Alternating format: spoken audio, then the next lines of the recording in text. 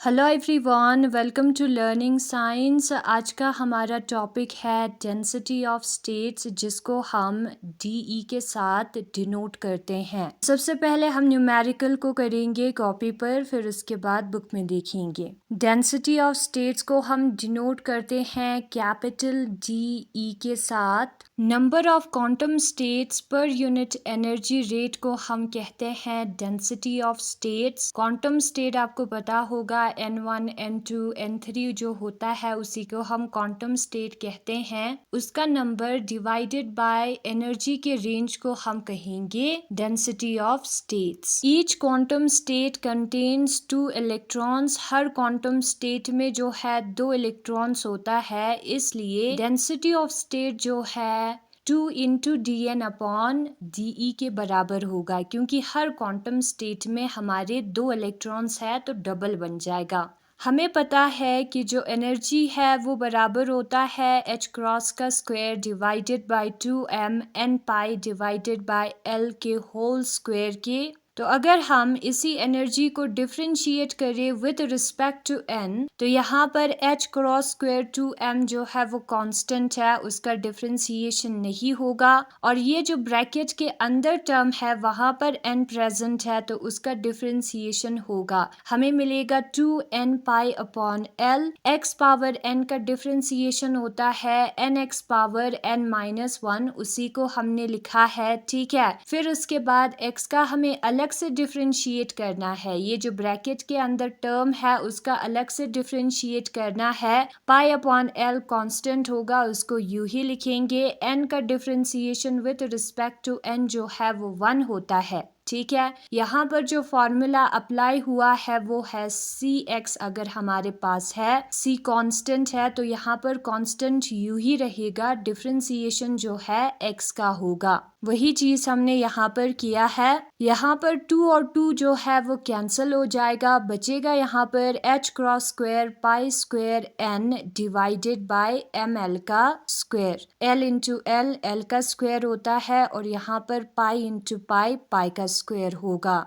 तो ये है हमारा differentiation of E with respect to n। अगर हम इसका रेसिप्रोकल करें dn अपॉन de लिखे तो ये जो राइट हैंड साइड पे टर्म है उसका भी रेसिप्रोकल होगा। ml स्क्वायर जो है वो न्यूमरेटर में आ जाएगा और h cross square pi square n जो है वो डिनोमिनेटर में आ जाएगा। अब हमें पता है कि जो डेंसिटी ऑफ स्टेट है वो 2 इंटू dn अपॉन de के बराबर होता है। dn अपॉन de का वैल्यू हमने यहाँ पर निकाला है, उसको पुट करेंगे ml square h cross square pi square n।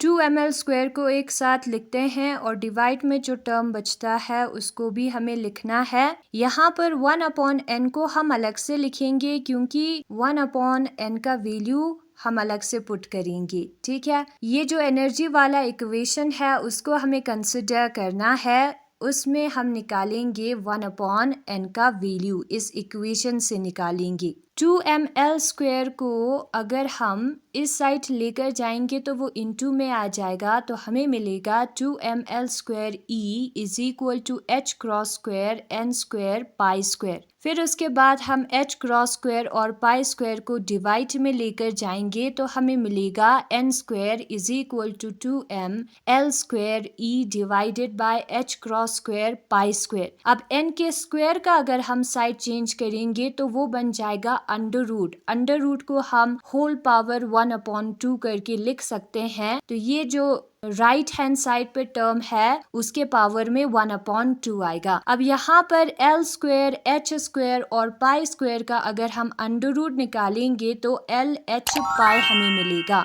और h क्रॉस जो है वो हमारा h अपॉन 2 पाई के बराबर होता है, ये आपको पता होगा, ठीक है।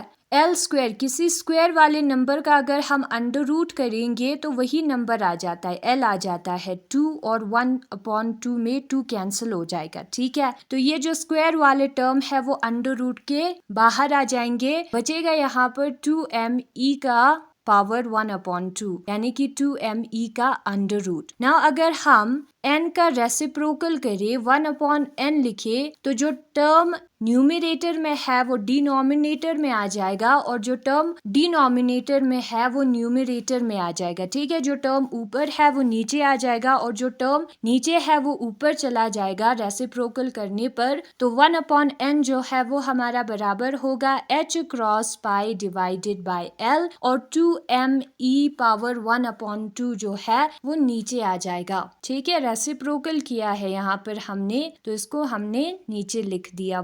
1/n हमें चाहिए। ठीक है, फिर उसके बाद हम 1/n का वैल्यू पुट करेंगे DE वाले इक्वेशन में। तो हमें मिलेगा 2ml² h cross square pi square into h cross pi divided by l into 1 divided by 2me का पावर 1/2। यहाँ पर स्क्वायर है तो एक कैंसिल हो जाएगा, एक h बचेगा, एक पाई और एक l जो है वो ऊपर बचेगा। तो हमें मिलेगा 2ml divided by h cross pi into 1/2me का पावर 1/2, जिसका मतलब है √2me।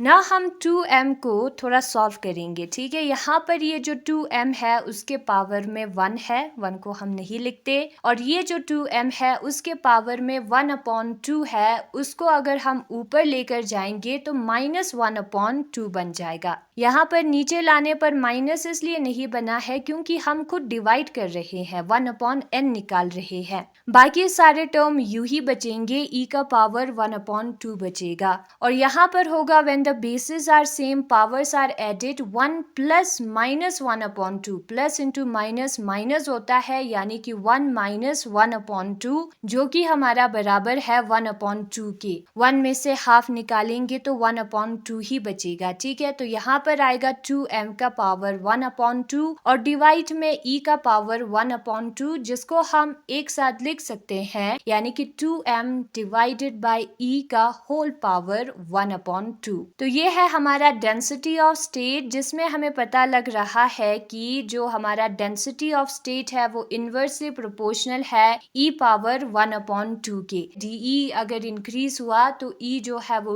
डिक्रीज होगा, इनवर्स रिलेशन मतलब, या e अगर इंक्रीज हुआ तो DE जो है वो डिक्रीज होगा। तो ग्राफ हमें कुछ ऐसा मिलता है, मैं आपको बुक में से दिखा दूंगी। ठीक है, और यहाँ पर ये इंटरसेक्ट कर रहा है EF पर, फर्मी एनर्जी के लेवल पर। नाउ हम बुक में देखते हैं the density of states DE। The density of state is defined as the number of electronic और quantum states per unit energy range. जो इलेक्ट्रॉनिक या क्वांटम स्टेट होता है जिसको हम n के साथ डिनोट करते हैं, ठीक है, उसके नंबर को कितना है वो डिवाइडेड बाय जो एनर्जी का रेंज होगा, एनर्जी का इंटरवल होगा, ठीक है, उसके रेशियो को हम कहते हैं डेंसिटी ऑफ स्टेट्स। DE जो है वो small dn divided by small de के बराबर होता है, जहां पर dn हमारा है नंबर ऑफ क्वांटम स्टेट्स जो कि एनर्जी रेंज E और E प्लस de में होगा। तो रेंज यहाँ पर क्या हुआ, E plus 0 to de, range हमारा यहाँ पर de होगा